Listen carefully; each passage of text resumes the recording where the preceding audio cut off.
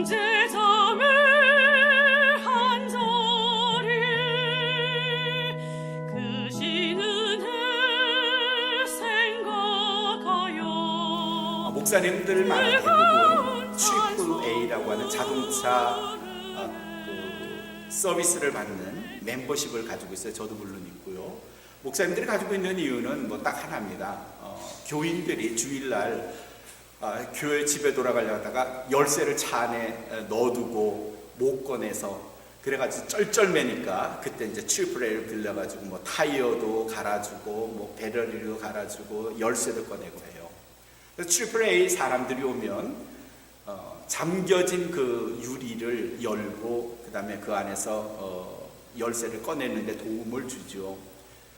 자동차 전문가들 혹은 열쇠 전문가들은요, 잠겨진 문을 그냥 한 10초, 20초 안에 다 열어버리더라고요. 근데 이 자동차 수리공이나 열쇠 전문가들도 못 여는 문이 있습니다. 마음의 문, 그렇죠? 닫혀진 마음의 문, 그 잘 못 열어요. 우리는 더불어 이렇게 살아가요. 우리 권사님들, 집사님들, 다 우리가 교인들, 또 직장에 나가면 직장에 많은 동료들, 가족들, 아내와 남편, 많은 일들을 함께 해요. 그렇죠? 혼자 하는 일들도 있지만 함께 하는 일들이 많고, 그러다 보면 의견이 달라지면 한쪽이 불편하게 되고요. 그 불편한 정도가 좀 심해지면 문을 닫아버려요. 그런 경험 해보셨죠? 난 저 사람하고는 말 안 해. 그 말은 난 저 사람한테 내 마음이 닫혔어. 그런 뜻이죠. 남편에게도 혹은 아내에게도 가까운 이웃에게도 혹은 심지어 성도들에게도 문이 닫힙니다. 교회 와서 쭉 가서 앉으려다가 내가 싫어하는 저 사람이 앉아있으면 거기 안 앉고 저쪽에 가서 앉아요. 그 사람이 이쪽 문으로 나가면 자기는 저쪽 문으로 나가요. 이유는 단 하나, 그 사람에게 문이 닫혔어요. 그 닫힌 마음의 문은 열쇠 수리공이 와서도, 자동차 전문가가 와서도, 트리플 A 서비스맨이 와서도 열어줄 수가 없어요. 우리는 사실은 많은 사람들에게 용서받아야 할 입장이면서 동시에 용서해 줘야 하는 입장에서 살아요. 매일처럼 많은 사람들과 함께 살다 보니까 내가 인권사님에게 용서를 빌어야 하는 때도 있고, 인권사님은 다른 사람에게 용서를 받아야 하는 경우도 생겨요. 나는 용서해 줘야 하는 입장이고 동시에 용서받아야 할 입장이기도 해요. 그렇죠? 근데 우리는 그런 거 별로 생각하지 않고 내가 누구에게 용서 못 해주는 생각만 하면서 살아요. 문이 닫긴 거예요. 근데 그리스도께서 우리에게 주신 사랑에서, 구원에서, 그 사랑과 구원의 첫 단계가 뭔가 하면 용서하라. Forgive. 용서해줘라. 용서가 없으면 구원 불가능하고요. 사랑의 가장 크고 시작이 뭔가 하면 용서예요. 용서하지 못하면 사랑 못해요. 그렇죠? 용서 안 하는데 사랑할 수 있나요? 불가능해요. 용서해 주지 않으시는데 하나님이 우리가 구원받을 수 있나요? 아니요. 내가 구원받았다 하는 말은 뭔가 하면 내가 용서받았다는 말이에요.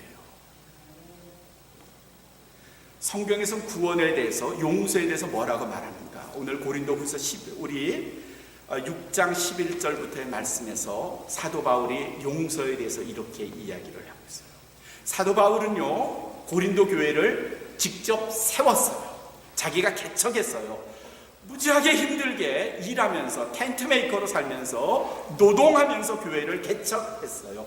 번듯한 교회가 생겼어요. 어느 날부터 교인들에게 이상한 우상이나 이상한 신앙이 들어와서 교인들 간에 괴리감이 생겼고요. 교인들 간에 서로 갈등하는 일이 생겼어요. 고린도 교인들에게 가장 큰 문제가 뭔가 하면 그 안에 파당이 생겼어요.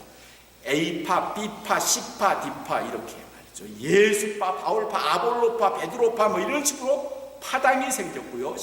제사 문제로, 우상의 문제로도 교인들 간에 갈등이 생겼어요. 게다가 성적인 문제로 교인들 간에 또 문제가 생겼어요. 근친 상간의 죄를 범한 교인들이 버젓이 신앙생활을 하고 있고요. 그리고 갖가지 간음죄를 지은 사람들도 교인들 간에 있었어요. 이런 걸 사도 바울이 책망하고 야단치고 했는데도 그럴 때마다 그 자신의 죄를 인정하고 하나님께 죄를 용서받으려고 하기보다는 자기를 야단친 바울을 향해서 점점 배척하고요, 바울을 미워하고요, 그의 사도권을 인정하지 않으려 했고요, 그를 심지어는요 자기 교회의 목회자로서의 자격을 빼앗으려고 했고요, 더 나아가서는요 바울의 멱살을 당했어요. 자신이 어렵게 개척한 그야말로 교회도 없는, 신앙인들도 없는 그 고린도 땅에 어렵게 교회를 개척해서 교인들을 양육해냈는데 그 교인들이 바울을 배반했어요. 그리고 그를 내몰았어요. 인정하지 않았고요, 사도권을 빼앗으려고 했고요, 부인했고요, 그리고 육체적으로는 그의 멱살을 짚고 온갖 모욕감을 다 줬어요. 모멸감을 다 줬어요. 이쯤 되면 바울의 마음이 어떨까요? 바울의 마음이 다쳤을 수밖에 없어요. 고린도 교인들과 더 이상 어떻게 할 수가 없는 상황이었어요. 목회자들의 마음이 많이 이럴 경우가 있어요. 어느 은퇴하시는 목사님이 오래전에 제가 들었던 말씀 중에 그런 말씀을 했어요. 그분도 들으셨던 말씀을 우리에게 전하신 거예요. 목회자가 교회에서 사례비를 받는데 자기는 그걸 사례비라고 생각하지 않는데요. 그게 뭔가 하면 참는 수고의 대가, 인내의 대가, 온갖 교회에서 비난, 모욕, 온갖 소리를 다 들으면서 그걸 꾹꾹 참아내는 그 수고의 비용이 사례비다. 사도 바울이 그런 아픔을 겪는 거예요. 부지하게 서럽고요, 힘들고요, 견뎌내기 어려울 정도로 아프지만 바울이 끝까지 견뎌내요. 많은 사람들은 말했죠. 바울과 고린도 교인들 간의 관계는 끝장났어. 이제는 더 이상 볼 필요도 없어. 더 이상 회복 불가능이야. 그쯤 됐을 거예요. 그런데 오늘 고린도 후서 6장 11절부터의 말씀을 보니까 바울이 우리가 기대하지 않은, 아니 상상할 수 없는 파격적인 선언을 하고 있어요. 고린도인들이여, 고린도 교회 성도들이여, 내가 여러분들에게 내가 내 입을 열었다 그랬어요. 내 입을, 이 말을 표준 성경에서는 뭐라고 말합니까? 내가 여러분들에게 솔직히 다 고백하였습니다. 다 말했습니다. 뿐만 아니라 내가 여러분들을 향하여 마음을 넓게 열었습니다. 우리의 마음을 넓게 열었습니다. 아니 온갖 상처를 받았던 사도 바울이 자기에게 상처를 주고 모멸감을 주고 온갖 어려운 상황을 만들어낸 고린도 교인들을 향해서 뭐라고 말하는가 하면, 나는 여러분들을 향하여 마음을 열었습니다. 그것도 그냥 연 게 아니라 넓게 열었습니다. We opened wide our hearts to you. We opened wide, 넓게 열었습니다. 그리고 13절의 말씀을 같이 읽어보면요, 내가 자녀에게 말하듯이 하노니 보답하는 양으로, 내가 여러분에게 연 것에 대해서 여러분이 보답을 해야 되지 않겠습니까? 그 보답이 뭔가 하면 여러분들도 나에게 마음을 넓게 열어주세요. Open wide your hearts. 어떻게 이럴 수 있죠? 자신에게 아픔을 줬던, 모욕감을 주고요, 인정하지 않았고요, 사도권을 부정했던 사람들에게 배반자예요. 싫을 것 같아요. 꼴도 보기 싫을 것 같고요, 말상대하고 싶지 않을 것 같은 그 교인들에게 나는 여러분에게 마음을 열었어요. 이제 여러분들이 하실 차례죠. 내가 여러분에게 마음을 연 것처럼 여러분도 내게 마음을 열어주세요. 바울이 어떻게 이럴 수 있을까? 어떻게 이런 마음을 가질 수 있을까? 야, 성자구나. 아무나 못하지. 우리 요즘은 생각해요. 바울이니까 할 수 있는 거야. 그렇게 말할 수 있어요. 근데 바울이 왜 이런 말을 했을까요? 아마도 바울은요, 자기의 생각이 아니라 예수님에게 배운, 우리 아까 조지아 집사님 기도 때 그랬잖아요. 우리 예수님의 마음을 담게, 예수님의 마음처럼 우리가 닮아가도록 바울이 예수님의 마음을 닮아가는 거예요. 사도 바울이 그리스도께서 십자가에서 달려 돌아가실 때 누가복음 23장 34절에 예수님이 돌아가시면서 아버지요, 저들은 자신이 저지른 죄를 알지 못합니다. 저들을 좀 용서해 주세요. 자기를 죽이는 강도들을 향해서, 저 군인들을 향해서, 유대인들을 향해서 아버지, 저들의 죄를 용서해 주세요. 저들은 자기가 지금 무슨 짓을 하는지 모릅니다. 그렇게 자신을 죽이는 원수들을 향하여 용서의 기도를 하신 것을 사도 바울이 배운 거예요. 그리고 그 사도 바울이 고린도 교인들을 향하여 내가 여러분을 향하여 마음을 열었습니다. 그러니 여러분도 내게 마음을 열어주세요. 자, 우리는 이 말씀을 들으면서 어디까지 생각하면 좋을까요? 아, 바울이니까 예수님처럼 닮았겠지. 그래, 바울이 멋져. 그는 성인이야. 이쯤에서 그치면 괜찮을까요?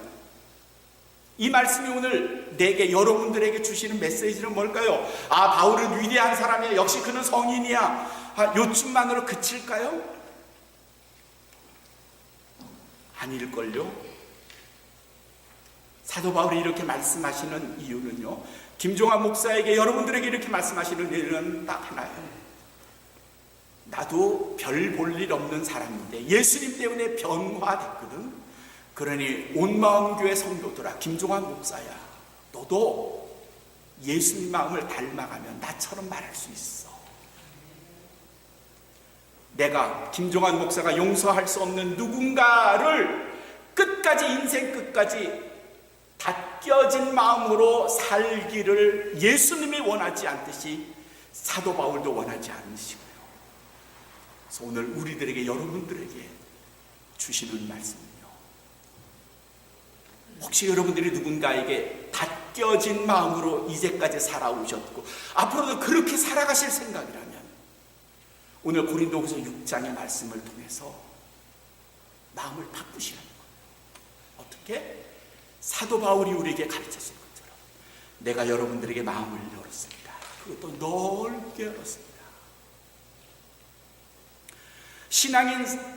신앙인이 살아가는 세상 사람과의 다른 차별적인 마음이, 신앙 태도가 뭔가 하면요, 보통 사람은요, 용서의 순서에서 네가 나한테 잘못했으니까 너 나한테 용서를 빌어. 그럼 내가 용서를 해줄까 말까를 생각한 다음에 결정할게.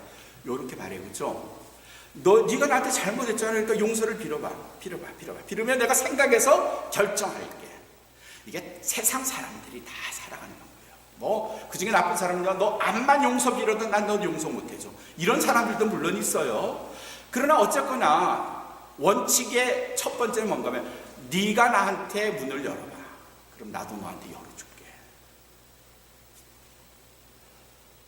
근데 파격적인 복음의 말씀은, 그리스도께서 우리에게 보여주신 삶의 태도는, 사도 바울이 오늘 우리에게 너희도 이렇게 해봐 라고 가르쳐 주시는 교훈은 뭔가 하면요, 아니 세상 사람들처럼 살아가지 마. 너희는 그리스도인이잖아. 온마음교회 성도들이잖아. 너희는 그렇게 살지 마. 상대가 너에게 용서를 구하기 전에 네가 먼저 한 걸음 다가가면 어떻겠니? 네가 먼저 손을 잡아보면 어떻겠니? 네가 먼저 다가가서 내 마음을 열게. 너도 마음 열어줄래? 그렇게 말하면 어떻겠니? 그 말씀이시죠. 혹시 누구에게 마음 닫혀진 채로 지금까지 살아오고 있지 않으세요? 난 이 사람에게는 절대로 용서 못해줘. 내 인생을 사그리 망친 사람, 내 과거 몇 년을 우울하게 만들었던 사람, 한때 나를 자살이라는 단어까지 생각하게 했던 사람, 난 용서 못해줘. 이런 사람 혹시 있다면 말이죠, 오늘 사도 바울의 말씀, 그리스도께서 십자가에서 우리에게 주셨던 말씀을 한번 생각해 볼까요? 마태복음 6장, 예수님께서 산상수훈을 통해서 주기도문을 가르쳐 주셨어요. 주님이 가르쳐 주신 기도, 그 6장 12절에 우리가 우리에게 죄 지은 자를 사하여 준 것 같이 우리의 죄를 사하여 주옵시고. 전제가 뭔가면요, 내게 죄 지은 사람을 내가 용서해 줘야 주님도 우리의 죄를 용서해 주신대요. 우린 별반 그 앞에 부분은 인식하지 않고 생각하지 않고 지워버리고 살아요. 그냥 마냥 하나에 꽂혀 있어요. 그게 뭔가 하면 주님이 내 죄를 무조건 용서해 주실 것이라는, 그렇죠? 앞에 조건은 생각 안 해요. 내가 내게 죄 지은 사람을 용서해 준 건요, 그건 생각도 안 해요. 그리고 그 뒤에 있는 것, 주님이 내 죄를 무조건 용서해 주실 것이라는 것만 가지고 신앙생활을 해왔는데, 찬찬히 마태복음 6장 12절의 말씀을 다시 읽어보면요, 내가 내 친구의 죄, 내 이웃의 죄, 내 가족의 죄를 용서해 줘야 주님이 내 죄를 용서해 주신대요. 어떻게 살아가나요 우리? 내게 아픔을 준 사람에게 여전히 마음을 닫고 우리가 살았다면 앞으로도 그렇게 사는 게 좋은 그리스도인으로, 예수님을 닮아가는 그리스도인으로 살아가는 방법일까요? 마음을 닫힌 자들, 뭐 태반이죠. 세상 사람들 중엔 거의가 마음이 닫혀진 채로 살걸요, 특정인에게 대해서는 절대로 마음 열지 않고 살걸요. 역사로 보면요, 이런 사람들이 끔찍한 일을 참 많이 해요. 보나파르트 나폴레옹이라고 여러분 아시죠? 나폴레옹이 러시아를 침략하는 계획을 세우고 있었어요. 열심히 계약을 하고 기습적으로 겨울에 모스크바를 치겠다 그랬어요. 그랬더니 참모들과 프랑스에 있는 많은 학자들이, 아, 황제요, 금년에는 모스크바를 안 가시는 게 좋겠습니다. 아, 왜? 여러 가지 기상 상황이나 또 그 모스크바에 있는 그쪽에 있는 철새들이 일찍 날아오는 걸로 봐서는 모스크바의 겨울이 여느 때보다 일찍 올 것 같습니다. 그러니 공격 계획을 내년으로 미루시죠. 보나파르트가 뭐라고 한마디로 말하는 거면, 나폴레옹의 무지한 인간이 충고가, 무식한 능력 없는 인간의 충고가, 너희의 충고가 내게 무슨 필요가 있겠니? 그러면서 그 제안을 묵살했어요. 그리고 그들과 대화를 거부했어요. 그리고 그때부터 자기가 세운 계획대로 모스크바를 침략하려고 했어요. 1812년입니다. 그때가 막 19세기가 시작될, 그는 엄청난 군대, 80만 명의 군대를 이끌고 모스크바를 침략했어요. 그리고 말하기를 금년 성탄절은 모스크바에서 날 거다.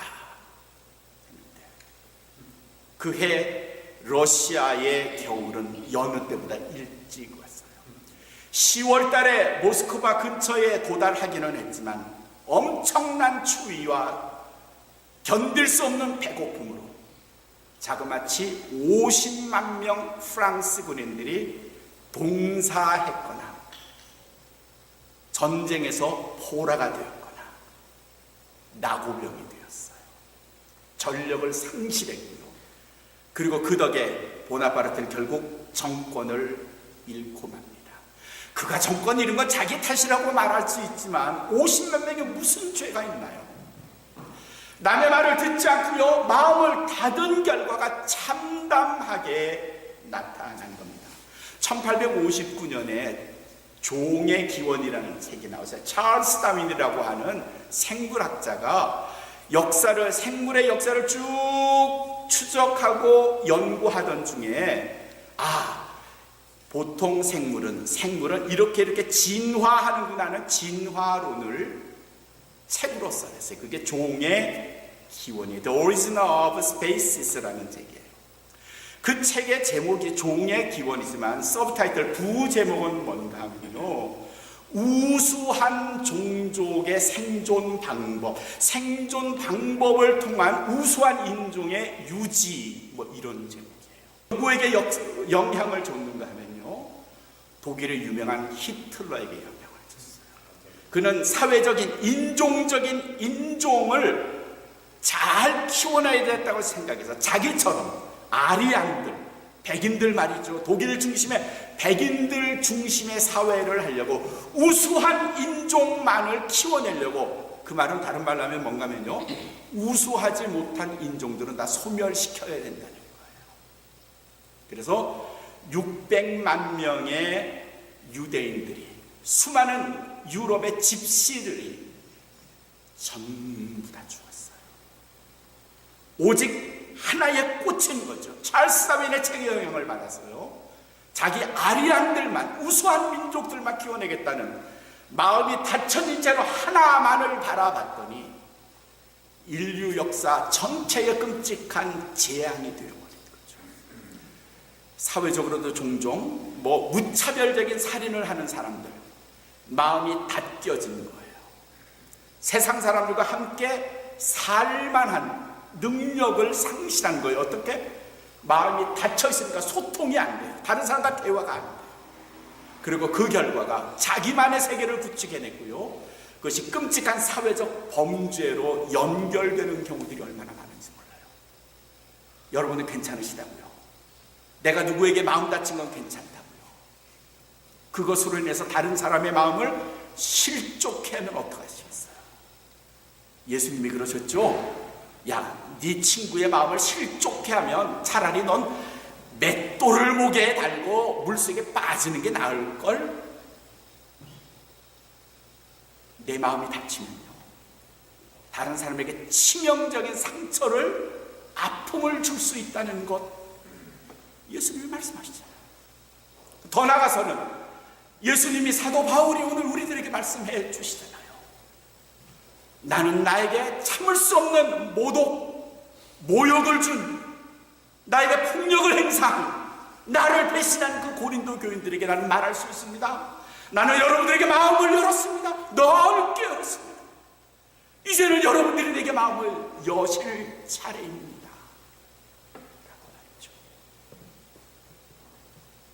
내 마음을 좀 들여다보시죠. 여러분의 마음을 좀 들여다보시죠.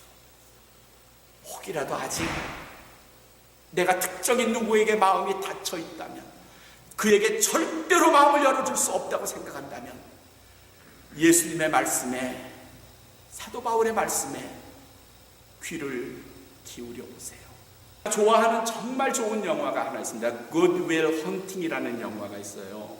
라빈 윌리엄스 돌아가셔 죽었어요. 몇 년 전에. 아주 제가 좋아하는 배우인데, 그 배우가 나온 영화에 Good Will Hunting이라는 영화가 있어요. 그 영화에 라빈 윌리엄스는 션이라고 하는 MIT의 교수, 심리학 교수예요. 이거 실제 이야기를 영화로 만든 건데, 이 션이라는 교수는 심리학과 가수인데, 그 교수가 우연히 한 학생을 만나요. 젊은 청년을 만나요. 그 청년은 웨일이라고 하는 청년이에요. 거의가 아니라 아주 천재예요. 그 MIT에서 청소를 하다가 수학과 학생들, 물리학과 학생들이 칠판에 막 문제를 써놨는데 그걸 아무도 못 풀어요. 그런데 청소하다가 뚝 보더니 그 밑에 가서 답을 달아놓고 홀연히 사라져요. 교수가 와서, 아니 누가 이 답을 달았지? 학생들도 모르겠대요. 이런 일이 몇 번 되면서 그의 존재가 밝혀졌는데, 학생들도 못 푸는 그 어려운 수학과 물리에 대한 문제를 풀어내는 이 윌이라고 하는 청년, 그는 불행한 삶의 주인공이에요. 어릴 때부터 아주 학대를 많이 받았어요. 상처가 너무 많은 거예요. 청년이 되어서도 사회와 단절한 채로 배우지도 못하고요, 어렵게 살아가고 있어요. 우연히 그의 존재를 안 사람이 그 학생을, 그 청년을